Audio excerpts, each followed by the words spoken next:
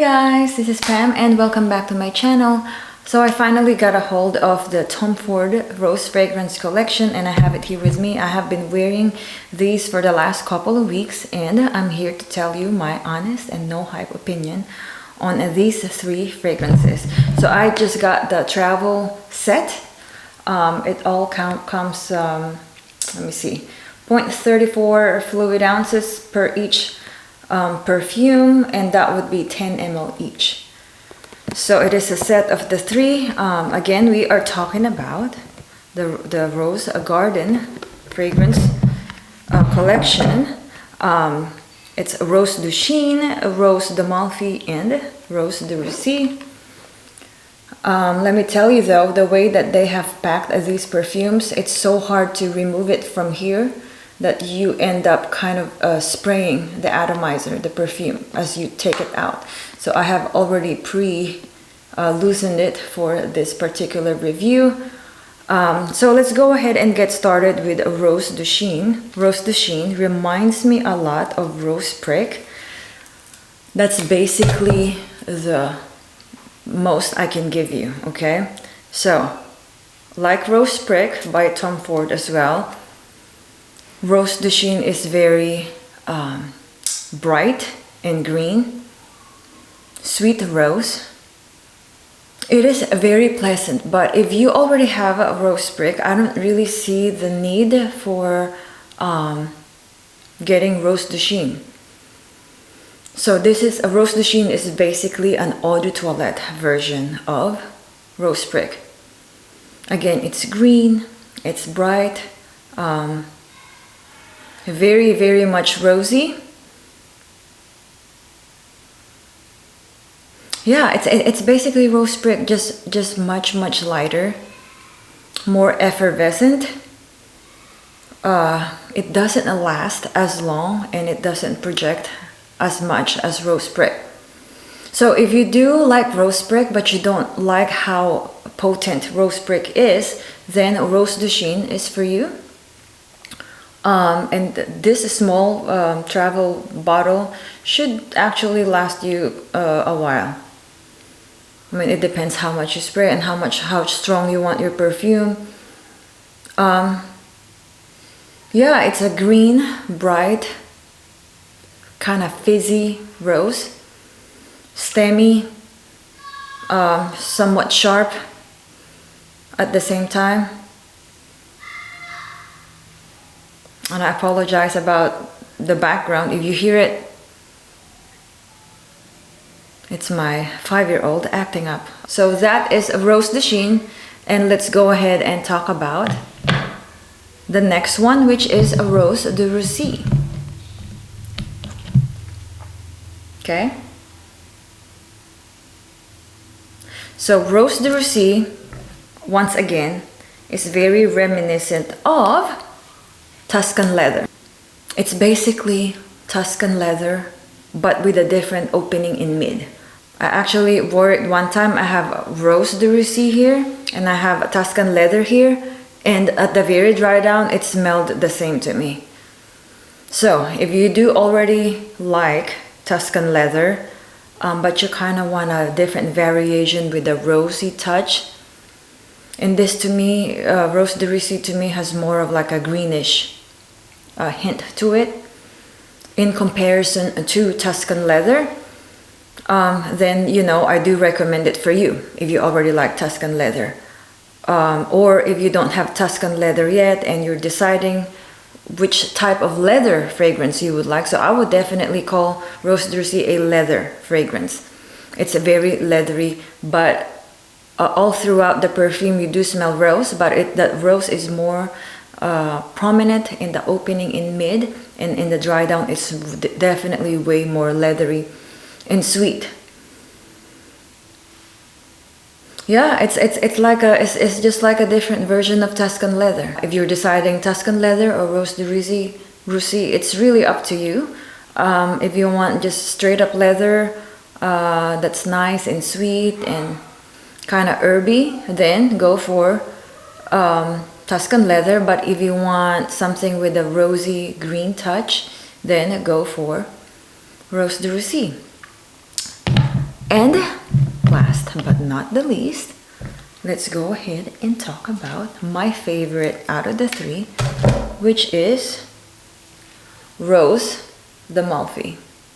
So when I got these three fragrances, I had the highest hope for Rose d'Amalfi because of the notes.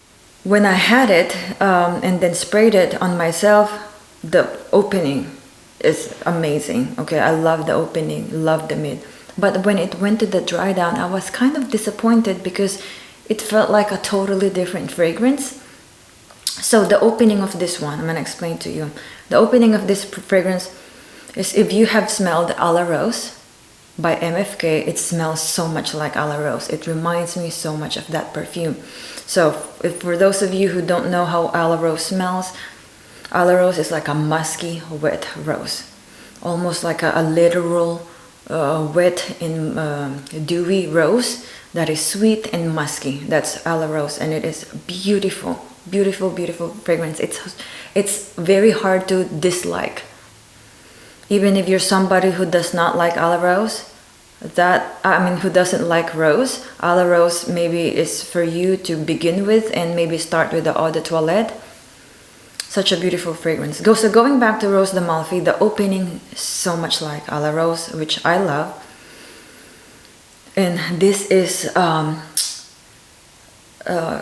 has that wetness and fruitiness and sweetness, as I have mentioned, A La Rose.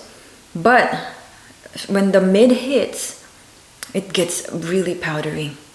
But not like a dry powder, because I like powdery scents. But it depends. If it's like a dry, dusty powder, I'm not a fan of that. But if it's more of like a wet, waxy type of powder, then I like that. I like that type of powder. So this goes to it becomes powdery in the mid, especially in the dry down. It's like a completely different fragrance, because you come from wet, dewy, sweet rose to still rosy. Okay, but it turns into like a baby powder rose. So that's why I was disappointed, because of how it has changed. I just did not see that change coming. But the more I wear it, the more it lingers on my skin, the more I appreciate it, the more I love it. And I just ordered a full bottle of Rose d'Amalfi, because that's how much I love it. So Rose d'Amalfi, I super duper recommend it if you like that transition, okay? Or maybe not really the transition, but if you like both. If you like both having the wet rose, sweet, dewy wet rose in the opening, and then having the baby powder rose in the end, in the dry down, then I do recommend it. But if you don't like that, maybe you just like the opening, but you're not a fan of the dry down, then maybe it's not for you. I do not recommend this as a blind buy. Definitely test it first. Rose d'Amalfi, actually all three I do not recommend as a blind buy. You definitely have to test them on your skin, especially Rose d'Amalfi though. It's the one that has the most development. Out of the three, definitely I recommend this the most because it's my favorite. I like it the most. I don't recommend Rose de Chine and Rose de Russie as much, because like what I said, if you already have a rose prick, then I don't see the point of Rose de Chine, unless you want a version of rose prick that's lighter and more effervescent, kind of like an Eau de Toilette version. Then yes, Rose de Chine. Rose de Russie, I'm not really recommending it because it's already kind of like Tuscan leather, just with a different opening in mid, but you are left pretty much with Tuscan leather for the entire wear, for the rest of the entirety of the wear of the perfume. But again, if you haven't really decided yet which one you want, like if you're wanting a leather fragrance, you want just more leather without the rosy green opening, then Tuscan leather. But if you want more of like a having a different opening that's rosy and kind of green, but then leathery dry down, then Rose de Russie is for you. I'm gonna tell you though, Rose de Russie is leathery, from beginning till the end, okay? But Rose d'Amalfi, I love it so much. And I think it's the most unique out of the three, okay? Or at least unique to Tom Ford. And I would say unique too because of the way it develops, okay? So it's true that it already smells like a la Rose in the opening, but it's still very different. The experience is different. And I really, really love this. And as much as I love a la Rose, I haven't really gotten a full bottle yet because I actually like the Eau de Toilette better of a la Rose.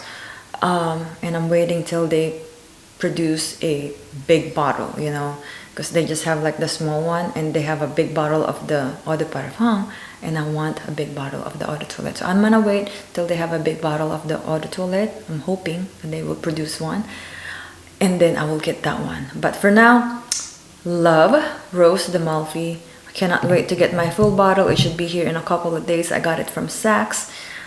Yeah, so this is a pretty good deal for all three, and it does come with a travel atomizer or a travel holder that you can put your perfumes in. It depends which one you're going to use for the day. So that is my review for the Rose Fragrance Collection, and I hope you guys enjoy this review. So if you haven't subscribed yet, please do so now. And if you like any part of this video, if you find this video helpful, then please give me a like right down there. Hit the like button and the subscribe, okay? See you on my next video. Bye bye.